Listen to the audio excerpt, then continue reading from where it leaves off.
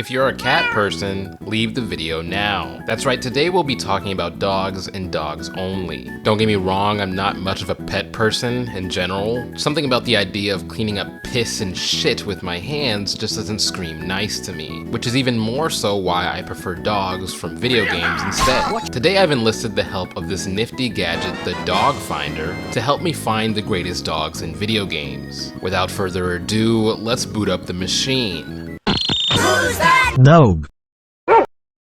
If you're not aware, Buckley is a dog that appears in both The Last of Us and The Last of Us Part 2, accompanied by Tommy and his wife Maria. I'm not gonna lie, he doesn't really do much of anything aside from being awfully cute. Tommy even goes as far as to say that he's not much of a guard dog, but he's fun to have around. You do have the option of petting the dog, which is gonna be a reoccurring point that I bring up throughout the video. Like, is a dog really a dog without the option to pet it in-game? The answer is no. I'm very glad Buckley made a reappearance in The Last of Us Part 2. That was probably the best thing out of that garbage patch of a game. Fun fact, Troy Baker, the voice actor for Joel, stated that Buckley is a reference to his dog of the same name who died 3 years prior to the release of The Last of Us, which is a really cool Easter egg that they decided to include. I find it very ironic that this is the same game that got so much public heat on Twitter for how gruesome the dog kills were in Part 2, to the point where Naughty Dog had to confirm that you don't have to kill the attack dogs that you encounter later in the game. Like, people were so up in arms about it, it was crazy. Regardless, I respect the respect that us gamers have for dogs. But let's move on to the next game before I start ranting about how I don't like The Last of Us 2.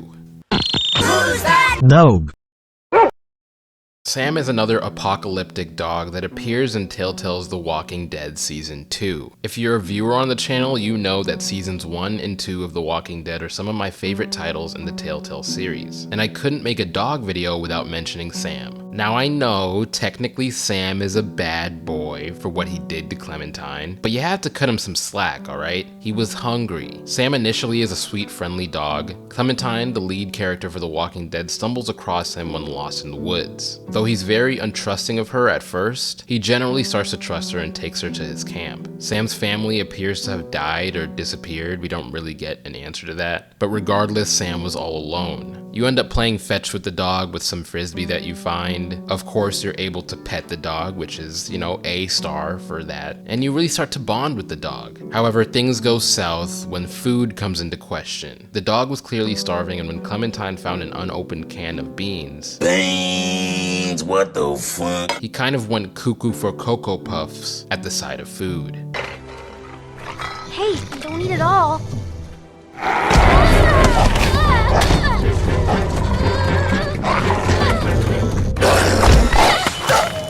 Ultimately, it's sad for many reasons. Clementine's one oasis of friendship is so dramatically taken away from her, and the death scene is still one of the hardest to watch of an animal in any video game.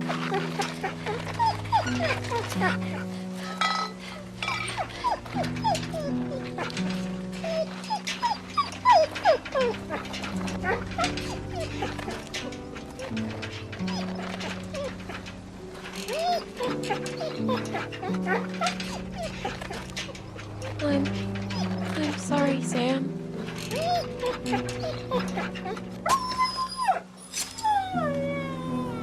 Anyways, on that very bleak note, let's head over to the Dog Finder to get our next dog. Dog. Who's that? Dog. Nigga. Chop is a large Rottweiler dog owned by Lamar Davis but lives with Franklin for a majority of the game. Chop is one of my favorite characters in GTA 5, mainly because the devs really made sure that he felt like a character in the story, even though he's really just a dog without the opposable thumbs. During certain missions, Chop can even be controlled as a playable character, attacking enemies and sniffing out the correct direction to follow. Even in the recent update featuring Dr. Dre, Chop is still being given respect by the Rockstar team as one of the lead casts of the game, and I just love seeing it. Alongside all of this, Chop can also do normal dog things, such as playing fetch, taking him on regular walks, as well as even customizing him through the iFruit app on your smartphone. I think Chop is one of the closest things to having a dog in-game that I've ever really seen. The amazing open world aspect of GTA 5, along with the fact that he can ride in your car and do normal dog things, really makes it feel immersive. And yes, of course, you can pet Chop. If anything, my only criticism is that there was less Chop gameplay than I would have preferred in the game. Chop will always be the bestest boy and will remain that way until GTA 6, where I expect even more dynamic pet systems. Rockstar. Okay, let's head on to the next dog. I think my dog finder is running out of power. Country road, take me home. Dog Meat, the one from Fallout 3, not Fallout 4, has to be on this list of badass dogs. Dog Meat is a skilled scavenger and a fierce fighter. I mean, if you remember correctly, the first time you encounter Dog Meat, he's literally solo fighting raiders, like it's nothing. Funnily enough, Dog Meat is one of the more useful followers out of the bunch of F3 companions, with the ability to easily fetch supplies such as ammunition, chems, food, weapons, with the additional ability of being able to bypass locked containers and doors. Dog Meat really doesn't have that much of a significance in the story, but he's certainly better than this guy. About time, too.